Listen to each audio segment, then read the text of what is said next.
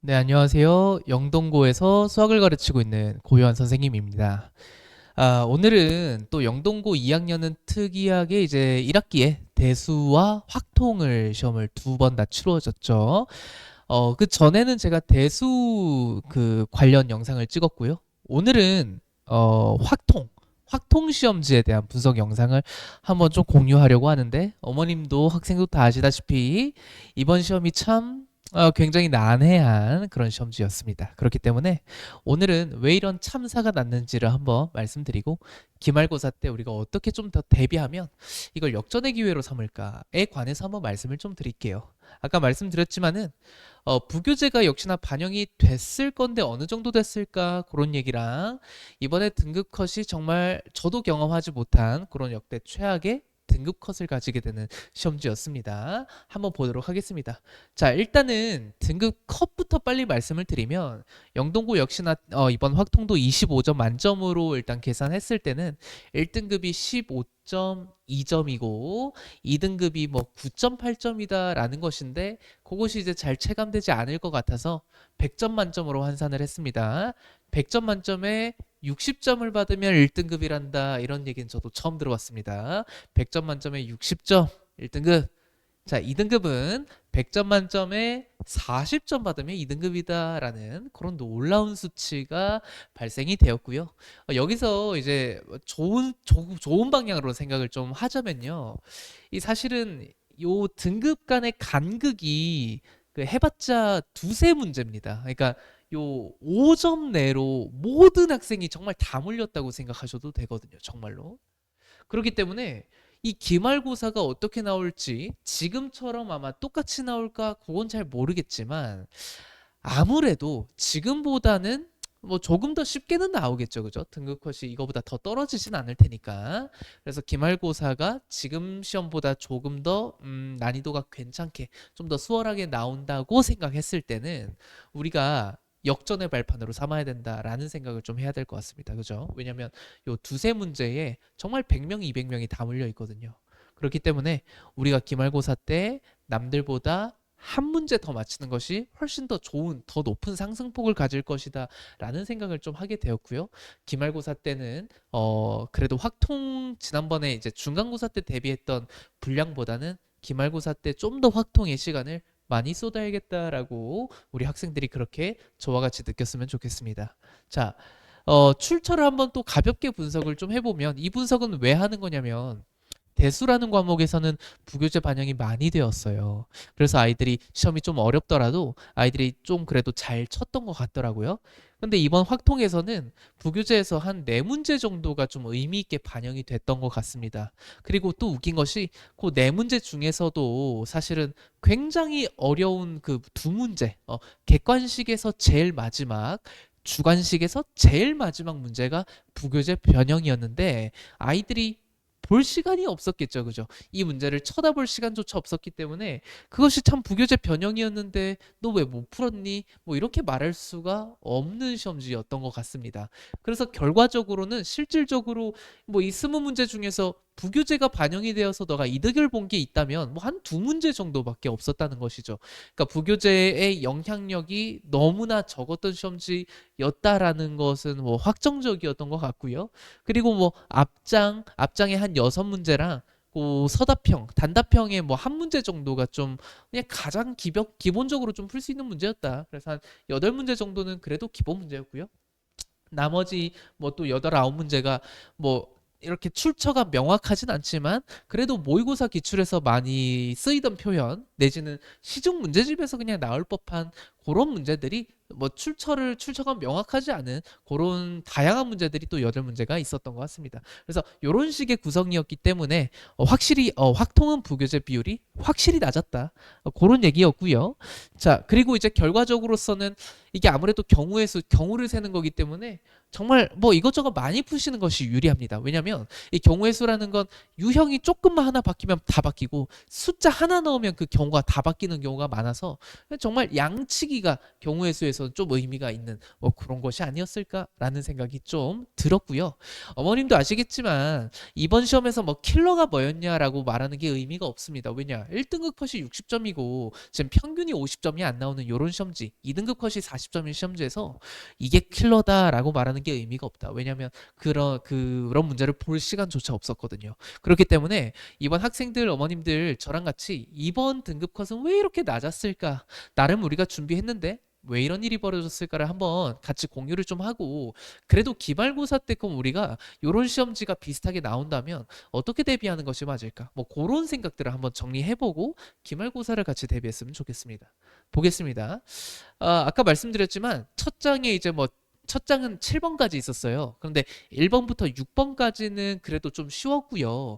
7번이 교과서 변형인데 그 교과서 변형 7번이 교과서 중 또 가장 어려운 문제였어요. 그래서 그걸 또 변형하다 보니까 7번부터 쉽지가 않았습니다. 자, 그래서 우리 시험지 중에 6문제를 제외하고는 그냥 보자마자 바로 풀 수 있는 그런 문제는 없었다. 그런 시험지였습니다. 자, 그리고 이 한 문제 한 문제만 들여놓고 보면 또 그렇게 어렵진 않습니다. 그러니까 무슨 말이냐, 손은 나간다 이겁니다. 이 문제를 봤을 때 나 그래도 건드려 볼래? 라고 하지만 그것이 우리가 많이 봤었던 유형은 또 아니어서요. 한 문제 한 문제 푸는 건 또 할만하다고 느끼지만 그런 문제가 10개 연달아 다다다다 나오니까 우리 아이들이 이거 참 굉장한 심리적인 부담이 시험 치는 내내 들었을 거고, 아이들이 대부분 어떤 생각을 했냐, 시험 치는 중간쯤에 야 이거 망했다, 나 지금 확통 이대로 치다가 야 이거 정말 나 4등급 나오겠는데, 뭐 이런 생각을 거의 다 했을 겁니다. 그러니까 그런 마음가짐으로 시험을 치니까 뒤에가 더 안 풀리죠. 그러니까 이 모든 것이 정말 멘탈과 관련된 그런 것이 너무 또 중요합니다. 자, 그리고 이제 세 번째로 아까 말씀드렸듯이 부교재 반영 비율이 낮다 보니까 저희 반 친구들은 그래도 부교재에 나름 힘을 좀 줬는데 부교재 반영이 안 되니까 약간은 좀 힘이 약해졌던 그런 성적이 됐고, 저희 반뿐만 아니라 영동고 친구들 모두가 그랬을지 않았을까, 뭐 그런 생각을 좀 해봤고요. 자, 사실 제가 볼 때 이게 좀 중요한 것 같은데, 저도 문제를 출제하는 입장이고 저도 영동고 시험지와 동일하게 21문제 구성으로 아이들에게 시험을 나눠주지 않습니까? 그럼 이제 선생님들과 학생들 간에 어떤 간극이 생기냐면, 문제를 출제할 때는 문제를 아무래도 난이도 조절을 하는데 신경을 많이 쓰는데, 실제로 어떤 시험지가 어렵냐면요, 어머님, 완전 킬러 문항이 몇 개 있고 쉬운 시험지보다 난이도 중상 중상 상상상 요렇게 되게 애매하게 어려운 문제가 10개 연속으로 나와 있는 그런 시험지가 사실 가장 어렵습니다. 실제로 제가 아이들한테 줄 때도요, 킬러를 여러 개 주지 않습니다. 오히려 킬러는 거의 주지 않고 난이도 중상에서 상에 해당하는 그런 난이도들만 모아서 주면 아이들이 무척이나 어려워하는 뭐 그런 시험지인데, 학교 선생님들께서 이번에 그렇게 출제하셨던 것 같고, 아마 학교 선생님들도 예상을 못 하셨을 것 같아요. 등급 컷이 이렇게 낮을 거라고. 근데 왜 그런 일이 벌어졌냐면, 학교 선생님들은 그 한 문제 한 문제만 들여다 놓고 봤을 때는 나쁘지 않다, 요거 좀 공부한 친구들은 풀 수 있을 것 같다 라고 출제를 하셨겠지만, 우리 아이들은 확통 공부 사실 열심히 안 했죠. 그죠? 왜냐? 대수가 더 중요하다고 생각하니까. 대수보다 공부량은 더 낮았고 확통 공부량이 더 낮은데 실력도 낮은데 선생님들은 거기서 한 단계 더 높게 레벨업을 해서 내버리니까 그 간극이 더 커졌던 것 같습니다. 그렇기 때문에 우리 학생들은 선생님들의 예상보다 훨씬 더 낮은 그런 성적대를 대부분의 학생들이 받았던 뭐 그런 시험지였던 것 같습니다. 일단은 자, 그래서 제가 나중에 이제 저희 정규반 친구들한테는요, 이번 시험지는 제가 한번 손글씨로 풀이를 한번 써서 어땠는지 한번 제가 다 공유를 좀 드리도록 하겠습니다. 자, 더 중요한 건 뭐냐면, 일단 중간고사가 어찌됐든 끝났기 때문에 우리가 이제 기말고사 대비를 어떻게 할까라는 것에 대해서 한번 생각을 좀 해봐야 됩니다. 일단은 그런 생각이 드는 겁니다. 부교재의 반영 비율이 이번에 낮았죠, 그죠? 기말고사 때도 낮을까요? 그건 또 모르는 겁니다, 그죠? 기말고사 때는 어찌됐건 이번에 네 문제가 출제되긴 한 거기 때문에 기말고사 때 반영 비율이 아마 이거보다 더 낮지는 않을 것 같아요. 그래서 최소 뭐 4개는 나오겠다라고 생각을 한다면 공부를 해야죠, 그죠? 공부를 해야죠. 그치만 그 효율이 좀 떨어질 거는 저도 인정을 합니다. 어찌됐건 뭐가 나올지 모르잖아요, 그죠? 그래서 부교재 공부는 우리 어쨌든 열심히 할 거다. 그래서 저희 정규반 수업에서 1회 독으로는 일단 부교재 기반으로 일단 돌린다라는 것이 저의 계획입니다. 자, 부교재 여태껏 저희 중간고사 대비는 부교재만 여러 번 돌렸습니다. 근데 이번에는 전략을 살짝 바꿔서 부교재 1회독으로 일단 끝내고 2회독 때는 그냥 여러 가지 문제를 접하는 게 낫겠다라는 생각을 일단 하게 되었습니다. 그래서 그 시중 문제집 중에 조금 까다로운 수준의 문제집들이 있겠죠. 그죠? 그런 문제집과 모의고사 기출 중에 좀 빈출 한 4점 정도 되는 그런 난이도들을 위주로 하는 수업을 2회독으로 진행하겠습니다. 그래서 그걸 2회독으로 하면서 숙제로 쏘는 부교재 변형으로 된 시험지를 또 제공하려고 합니다. 그래서 부교재는 계속 머릿속에 이렇게 감각으로 익혀두고 2회독 때는 좀 더 다양한 유형의 문제를 한번 풀어보면서 시험에 대비하는 것이 아마 더 효율적일 것 같다라는 생각이고, 요 이후로는 영동고 내신 기출을 또 모아놓은 모음집들이 있습니다. 그런 거를 모아두면서 우리 학교 내신에서는 실제로 또 어떻게 출제가 됐는지를 한번 경험시켜줄 기회를 가질 수 있도록 할 거고요. 어머님들 제가 한번 공지를 한번 살짝 드리면은 이번에 영동고 확률과 통계 시험 범위는 그럼 어떻게 되냐면 그 조건부 확률부터 시작됩니다. 조건부 확률부터 확률 이제 끝까지입니다. 왜냐면 1학기에 다 해야 되니까요. 조건부 확률과 그 이후에 이제 통계라는 단원이 또 하나 큰 대단원이 있습니다. 자, 난이도를 빨리 따져보면 조건부 확률이 별표 지금 3개 쳤습니다. 별표 3개. 통계는 제가 별표 하나를 쳤습니다. 실제로 이 확률과 통계에서 가장 어려운 게 결국 뭡니까?